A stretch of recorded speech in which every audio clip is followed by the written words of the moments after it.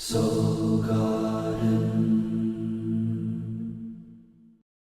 of the problems with love is we don't know ourselves well enough to know who we want. Introducing Secrets of Birthdays, the Love and Lust Report. You send us your date of birth, we send you a custom video, and we'll talk all about you. The kind of charisma you have, your personality, are you funny, not funny? What's a perfect romance? What's a perfect wedding? What's a perfect home? And what not to do with you. Find out the secret to your heart at secretsofbirthdays.com.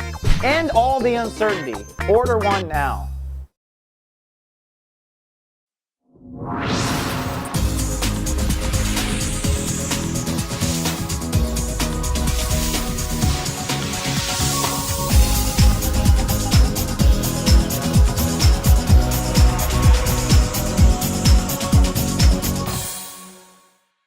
Namaste, and welcome to Soul Horoscopes Orbits Edition. From my webcam to yours, I'm Christopher Witecki, your astrologer and soul biographer, here to help you put the pieces of your karmic story together.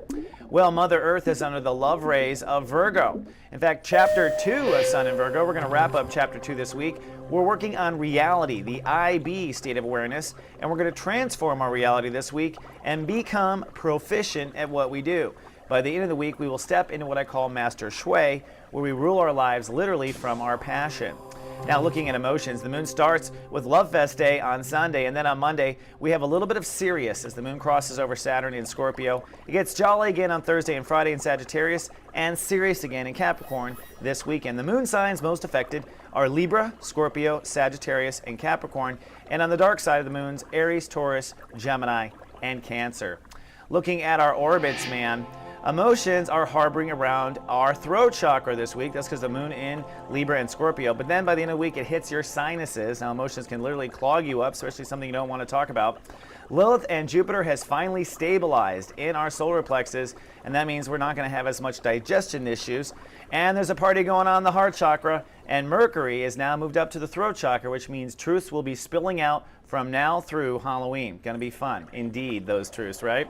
Looking at the planets, we have really mostly, I think, the most important trine of the day is this one. Black Lilith at 10 degrees this week, trining Saturn. What this means is that we are really, for some, turning our back on some multi-lifetime deep emotional karma, or at least till childhood.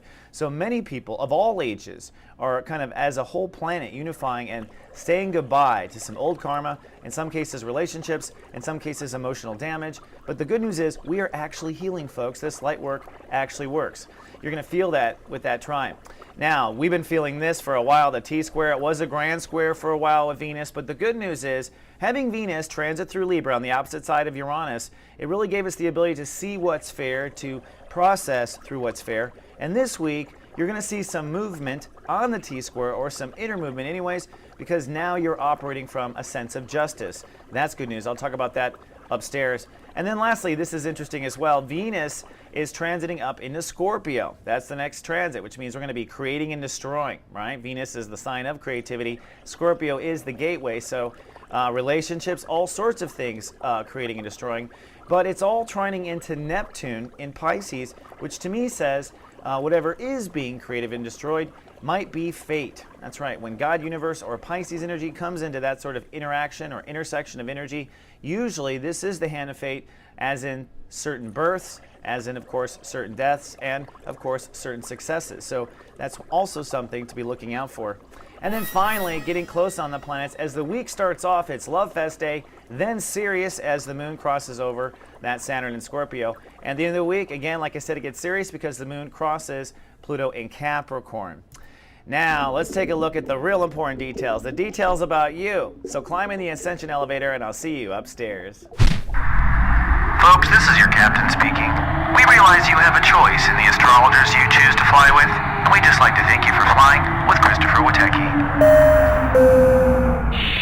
Namaste, brothers and sisters, the heroes and the Aries risings. Welcome to 33,000 feet for a bird's eye view of you. So many things going on right now for the Rams, particularly around lifestyle. In fact, everything harbors around lifestyle. You are changing your lifestyle to accommodate other big changes in your life, namely career, also changing of strength, trying to move strength, be stronger right now, expansion of sensitivity right now in the home, family, or foundation, and probably ahead some relationship changes. All this going on, and now lifestyle change is the focus to accommodate all of that. So this week we're going to wrap up chapter 2 of Sun in Virgo. That means performance, how you perform in the moment. This is your work. This is your body, how it's performing. Are you wasting time? Are you productive? These types of things. And by the end of the week, really aiming for that perfect, passionate lifestyle, getting into that rhythm, that groove, if you will. Now, looking at the Sun, we're going to go from step 16, which is an intuitive day, all the way to Master Shui, which is all the way to the point where you're in the passion of the moment. And at that point, hopefully there's a breakthrough of understanding even greater what you didn't know before. Thoughts are way ahead in time. Right now, you're already kind of committing at the beginning of the week to where you think your lifestyle is. So you think you know where your lifestyle is, even though you're behind in your development, and you're starting to think a lot about relationships this week. Jupiter in Cancer is making you more sensitive the whole time. And Black Lilith says, hey, at least the hard stuff is over. You're going to hopefully cut away from the emotional baggage from childhood or from your last emotional cycle going back to 2001. And finally, Saturn in Scorpio is insisting that you are strong with yourself, being strong with yourself about, not too much salt or whatever, drawing those personal lines, and by the end of the week, really committing to cutting some things out of your life for good, or committing to being strong with yourself, which then allows you to cut things out of your life for good.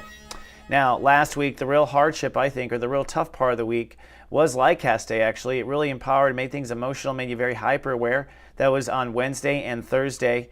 And by the weekend, hopefully, a breakthrough in understanding where it is your daily lifestyle needs to go or change.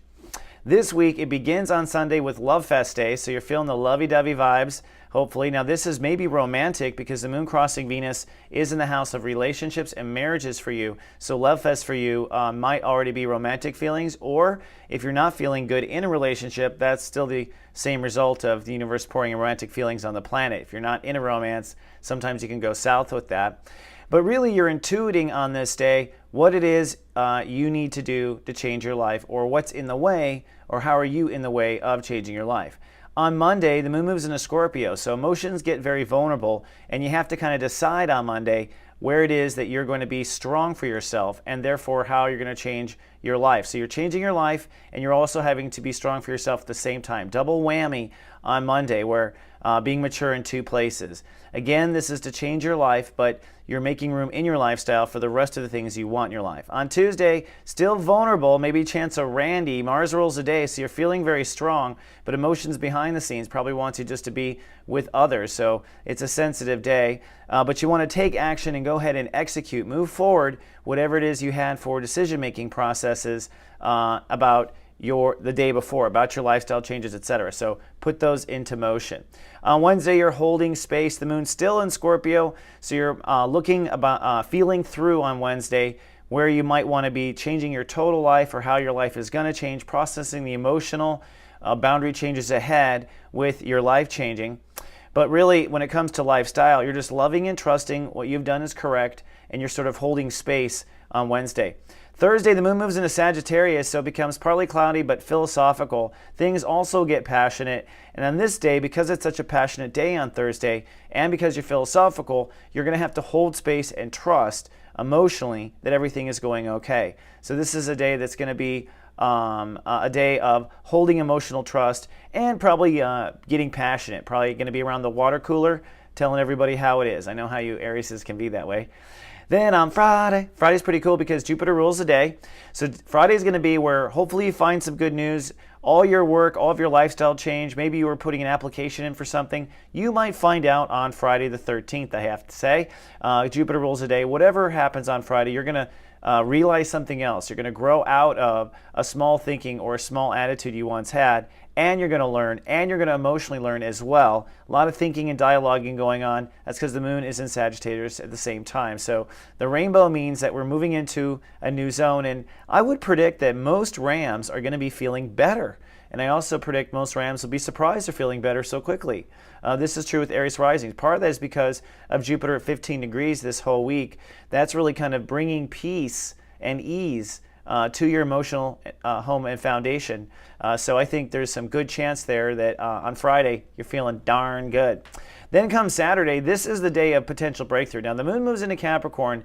So between Friday and Saturday, you're going through a real legacy, passionate, hoedown, where you're just going to be really passionate, probably excited, especially that Jupiter energy about your life changing and potentials.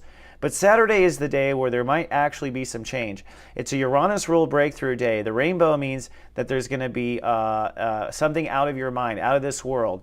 And Jupiter happens to go to step 7, which means now spiritual miracles begin to occur when it comes to emotional vibration. So if you've learned how to take care of yourself emotionally, if you've settled your situation at home, if you did the work to build the nest, then when it comes to the feelings about your career, you're going to feel great. If you haven't done that emotional foundation building all this time since July, then career might feel not good, or there may be a feeling of a breakdown. But let's not forget, this is all about being strong on the one hand, and this is also about changing lifestyle. So whatever's going on with career or home family issues, it's affecting what you feel about your lifestyle and how your daily life will be, your day in and day out life. So Saturday is a breakthrough day. It's going to be interesting. And by Sunday, you're going to be learning. At least by Sunday, you'll start to find that you process and see what it's all about. So by the end of the week, I'm predicting you're pretty clear on where lifestyle is going to go. And thoughts, remember, Mercury is way ahead in relationships anyways. So I want to do something else this week. I want to invite you down to our little place we call soulgarden.me. I was going to say a little home away from home, but that was kind of cliche. I don't know if you guys have ever been here, but we have a lot of great things that go on, and I want to show you some of our guided hangouts that we do. One is called Master One Feather. He does tarot cards on Wednesday. You can come down just like my Practical Wizardry. He'll read your cards online, and he'll do it over the webcam. So this is great. Some people in chat also get their cards read. Dawn Leahy is doing Astro Studies after that on Wednesdays, and she's just a delight to work with. Then I have my Practical Wizardries that goes live later on Wednesday. Then we have Dr. Matt Turner. He actually is a live psychic channel. So he'll sit there and channel questions for you and answers, which is really cool to hit him to watch. Then come Friday, we have a new gal on there who is a Taurus named Zen Shoemaker, and she's got a show called Dear Zen. She's like practical, no BS advice, helps you kind of get through your day. So she's on Fridays. And we've got a new show coming back called Astro Gossip with a fabulous 4, all talking about what's going on in the headlines and astrology. They are totally fun. And I just want to point out, this is our chat room, our video chat room, where you can come in. So when we're watching on soulgarden.tv, we're like living in luxury, living in comfort, and meeting each other. Everyone is welcome and invited to come down to soulgarden.me. Make a profile, and you can create a little temple for yourself, and it's private. It's off of off of Facebook, off of that kind of way.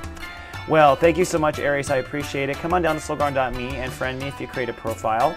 And I wish you great luck this week. Stick to those I am statements. I think that's really what recharges an Aries. I am, I am, I am. So remind yourself of what you are as you're climbing up that hill. I'll see you in 7 days. Until then, live, love, be.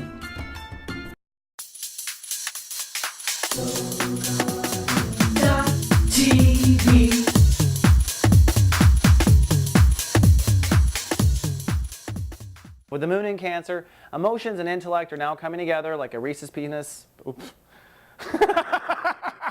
Reese's penis.